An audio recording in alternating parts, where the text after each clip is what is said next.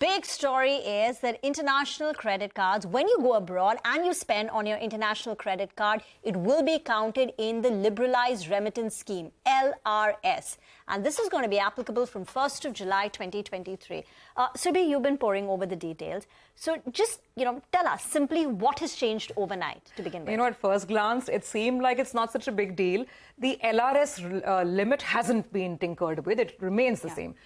I mean, as an individual Indian resident, you're allowed to remit up to $250,000 overseas in a financial year.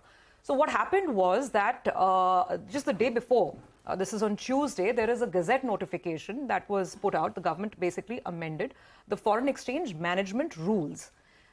By doing this amendment, they simply removed one line. That's the only change, but, it's caused a lot of the furor. So what has happened is that now credit card transactions, any sort of purchases that you're making in foreign currency, whether sitting here in India or whether overseas on a holiday or on a tour, all of those credit card transactions will be counted as part of LRS. Okay. So the larger point seems to be that there should not be any circumvention. If there is a limit of $250,000, earlier credit cards were exempted. You could do a remit of $250,000 and over and above, swipe your credit card and do transactions. So the aim seems to be to plug those leakages, but it doesn't end there. So the cards have come through in this limit, but there is also the TCS provision, tax collected at source, and that is why, all of Twitter, all of social media is up in arms because it's the TCS provisions that are all set to make life difficult for you and me as well, Rima. So earlier the TCS was 5%, right? And now it's been increased 20%. Yes. It's been increased to 20%, yes. Which means if I want to spend $1,000 abroad when I'm penciling in, I have to keep aside $1,200 to begin with. Absolutely, and that's also not new news. We knew that when the budget was announced because this was a sort of a finance bill kind of a move. 5% TCS went up to 20%. But at that point in time, it wasn't clear to everybody. In fact, this amendment hadn't happened, that this TCS was not going to apply on every single credit card transaction. And that's the problem, and that's the furor that we've been seeing on social media since last night. So if you want to go and you want to spend $5 on a cup of coffee, you still have to pay this. And it causes so much of a hassle, right? I think that's also a big question that's being asked. How will you actually put this into play? How is it going to work? Oh, yes, absolutely. You hit the spot, Pavitra. The issue is if you're doing one big remittance, it's fine to pay the TCS to get your challan, then to seek a refund. But if on every credit card spend, there has to be a TCS collection, 20%, cash flow issues, who will collect it, merchant pays, bank pays, when do you get the refund? These are all the questions that we have. These are also all the questions that, a lot of our viewers have, as we are saying. All our Twitter timelines have been flooded, and a lot of those tweet questions are going to be coming up on your screen as well. Let's introduce the experts then to try and get some more clarity on these issues. We have with us on the discussion now Girish Vanvari, founder of Transaction Square, as well as Sunil Badala, partner and National Head-BFSI Tax at KPMG India. Gentlemen, thank you for joining in. I guess your phones might have been ringing as well over the last 24 to 36 hours. Let's get your first thoughts in on the need for this, the rationale, and whether it's going to be as disruptive as the chaos and commotion on social media seems to indicate right now. Sunil? Yeah, I think, Surabhi, I was just listening to the way you have summarized, and absolutely, I think there's only one change which has happened under the FEMA. They've just removed the exclusion which was there for the credit card, and therefore, any amount that you spend on the credit card will form part of your LRS limit of $250,000. But as you correctly mentioned, there will be a TCS of 20%, which was earlier actually 5%. And of course, on the credit card, nobody was, tracking that. But now, effective 1st July, you swipe your credit card when you are actually overseas or even sitting in India. If you do that, then obviously it gets, it becomes part of $250,000 of limit. And the moment that happens, the TCS provisions are actually linked to the LRS, and therefore there is a TCS of 20%. So it's a big change, not just for all of us, but even for the merchant or for the credit card issuers, because they will have to now track each of these payments and effect TCS, and accordingly issue the TCS challans. Then people like us will have to actually go and claim the TCS credit either against our liability of advance tax, and if for whatever reasons I don't have any advance tax liability, then I have no choice but to just file my return and claim the refund. We were also, wondering whether, if let's say I have only salary income and I have no other income, so can I go to my employer and say that, look, this is the amount of TCS that I have to my credit, and therefore can you offset this against my tax bill on the salary? Now, that doesn't seem like a possibility, because the employers are not entitled to actually offset this TCS. So if you are in a situation where you have only salary income, then you have no other choice but to just claim the refund from the department. Girish, I want to come to the point about how do you claim the refund? Suppose I'm abroad and I buy a $10 sandwich. Do I have to keep that bill and then, collect all the bills that I have, which I have accumulated by spending on my credit card, and then go to some authority similar to what we do at, say, Singapore when we want to collect a GST refund at the airport? Does it work like that? Or when I swipe my credit card and I'm paying $10, the credit card automatically will deduct $12, and then they will count that, towards the end of the month, this is the amount that you've spent internationally, and then it will be, they will say that, you've spent $100, so you are due to get $20 back. How will this work operationally? This amendment is not a surprise. The idea is that you are allowed to spend $250,000 a year. You can't backdoor spend more by using your credit card. So they have actually curbed the intent of this $250,000 scheme.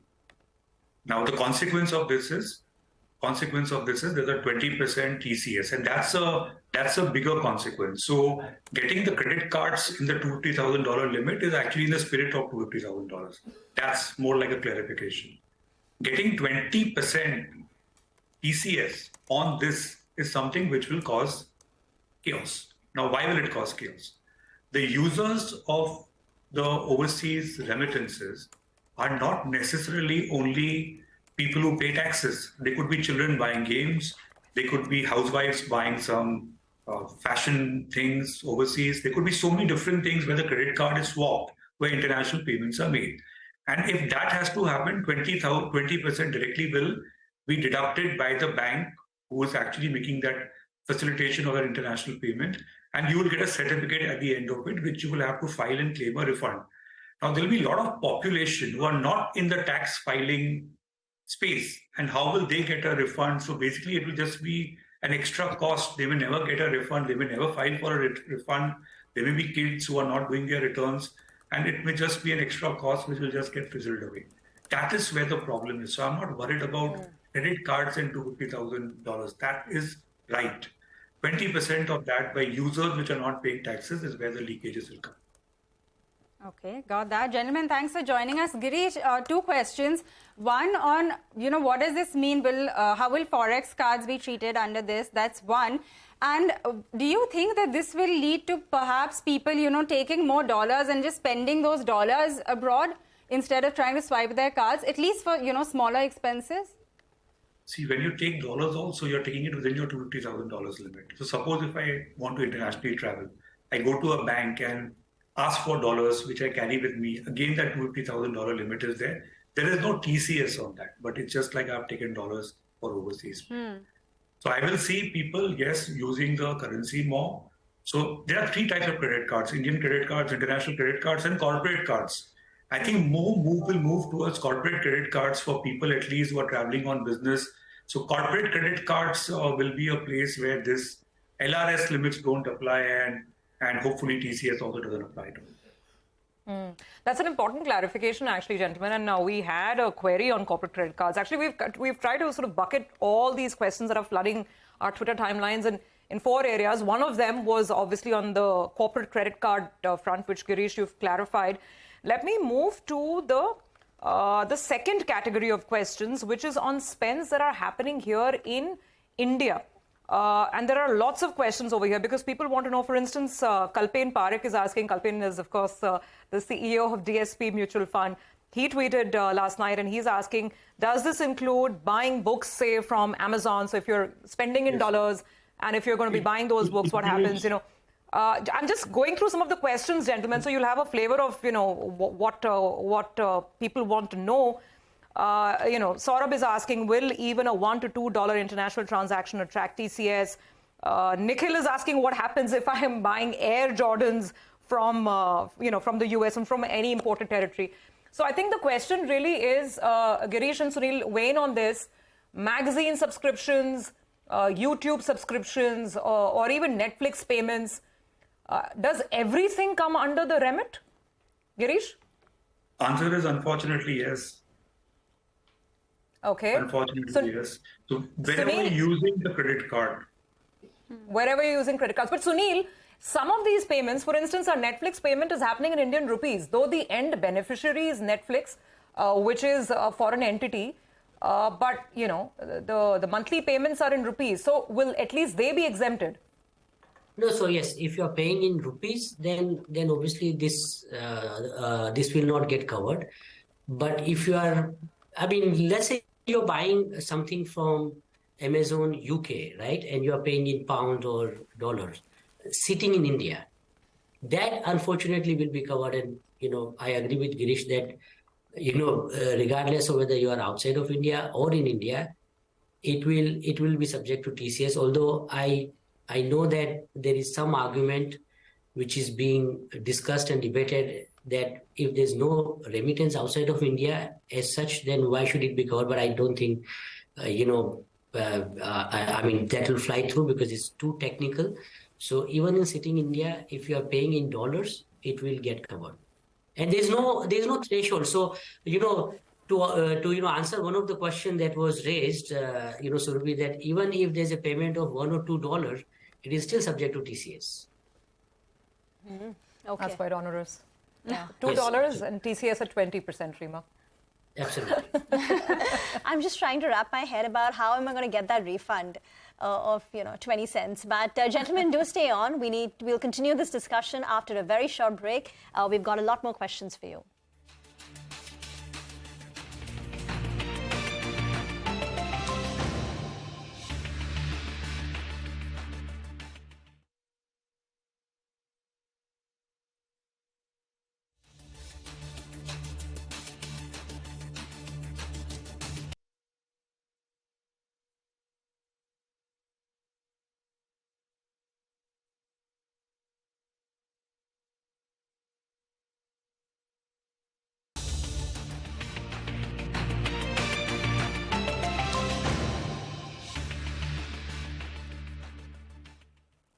Welcome back. We are on the big discussion. International credit card usage falls under the LRS limit and will also attract a 20% TCS. Our experts are with us, Girish Vanvari from Transaction Square as well as Sunil Badala from KPMG.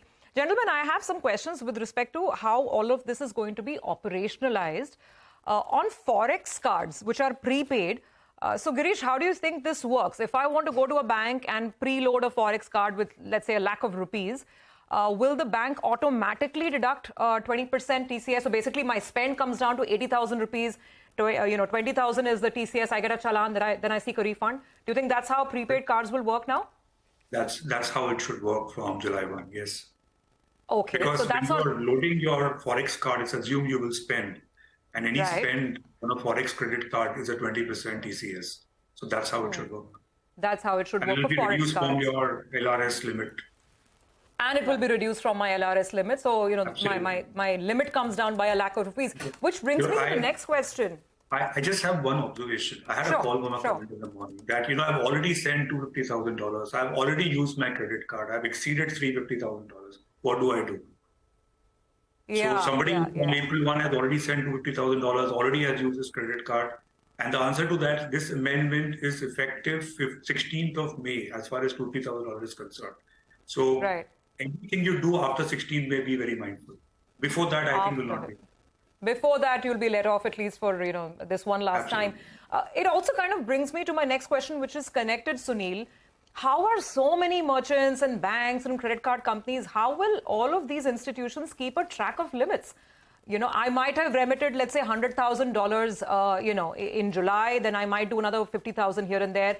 Then I might do 50 different transactions. of small values each across multiple banks, multiple cards, how will they track my limits and realize there's a breach and no, Surabhi should not be allowed to carry forward with this transaction?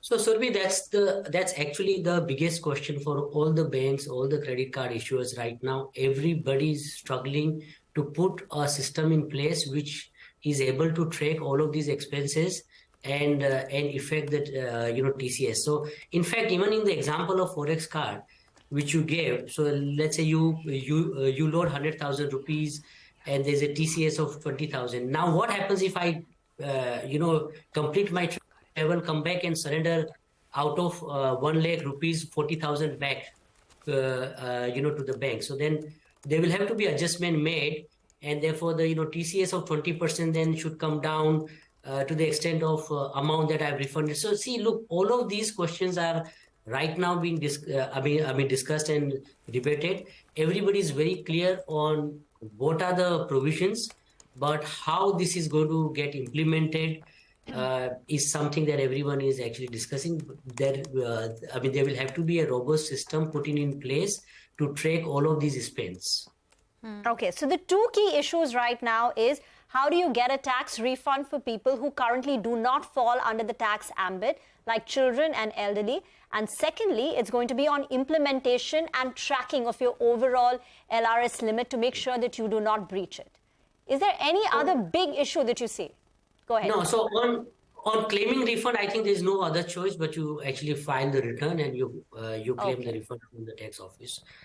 For those who are anyway filing the returns, obviously, TCS will form part of their overall tax payment, and to that extent, of course, you will get the refund. But there's a huge cash flow issue here because we all know that the refund does take time from department to come back, and therefore, to that extent, your money will get locked. Okay, got that. I just want to clarify on the whole cash angle once more because we're getting a lot more questions on that as well. Girish, like I was asking you, is for someone just traveling abroad who's looking to, make those daily expenses abroad, is it the best way to just, carry dollars and be spending in dollars? I'm talking about regular expenses, food, coffee, things like that, or shopping abroad. Is that the way to do it? And also, do you have any kinds of numbers on, how many people use credit cards outside? What is the kind of proportion? See, I think for the moment you can use cash. But knowing how intent always drives the substance, soon that will be plugged too, I'm sure. So for the moment, yes, cash can be used. And people really, credit cards are carried because it's not safe to carry cash. And there are limits under the, foreign exchange guidelines for the cash which you can take. You can't take $10,000 or something. There are overall limits also in which you can carry. So credit card is an acceptable thing. I don't think everybody will rush and take cash and be unsafe about it. So you think eventually, even if I'm just, trying to carry dollars from here, even when I'm converting rupees to dollars, eventually we will be charged for that? I wouldn't be surprised in the next 3 to 6 months that also will be plugged. Because the intent is to withhold 20% on foreign expenses. Usually if you carry cash, that's not the intent. Gentlemen, very quickly, one question. The example that we were citing earlier, on a pre-loaded Forex card, if I want to spend 1 lakh, straight away 20,000 is going to be cut and I will be allowed to spend 80,000. Right? What if I come back after my holiday and I've not spent the entire amount? I still have some balance left in that card. But I've already, the government has already cut the TCS on that. What happens then? So in that case, you have to just go and claim a refund. Once TCS cut, you don't get back. Another hassle. And gentlemen, to wrap things up, the rough timelines for refunds. First of all, you have to wait for the entire year to pass. Then you file an income tax return. Then you wait for a refund. How many months are we talking about to get our 20 rupees back on every 100? I think we have to be smart about things. So if you have a family, better do expenses in foreign currency from the family member who has a taxable income. So suppose if your children are doing something, let the parent do it with a taxable income. You can always calibrate your way you do Forex transactions to make sure that TCS is cut by people who actually are the ones who are paying taxes. No, so that's fair. I'm just... No, absolutely. Take that point, Girish, that, you need to be a little smart about how the spends are happening. I was just getting an idea of refund timelines as things stand right now with the tax department. 2 years. Sunil? 2 years. Sunil, would you agree? It's about 2 years to get a refund? Yeah, so if you spend today, you file the return on 31st July 2024. Yeah. And then obviously it takes another 6 months or so. So, you are looking at refund. Sometimes in end of 24 or beginning of 25 to claim the refund. So yes, 2 years. Got that, gentlemen. Got that. That's a lot of food for thought. In fact, food, coffee, all our spends, we have to be very mindful next time we're traveling overseas. Thank you very much for fielding all the questions and answering a lot of the questions that we've been getting from our viewers as well. So there you have it, folks. Rima, to your question, 2 years to get your tax refunds. Oh, God. It could be such a big expense, right? Even if they're saying you obviously spend it, right? And even if you're spending it on the taxable incomes, you still, if you have a kid that's studying abroad, it's a huge expense, and to fund the entire year's spend, and then you have to wait 2 years to get that. Well, we'll have to wait and see the fine print. But for now, I think we've gone on for a goodish bit. So we'll take a quick break on that note. On the other side, we get back to markets and we will discuss fundamentals with the experts from Novama.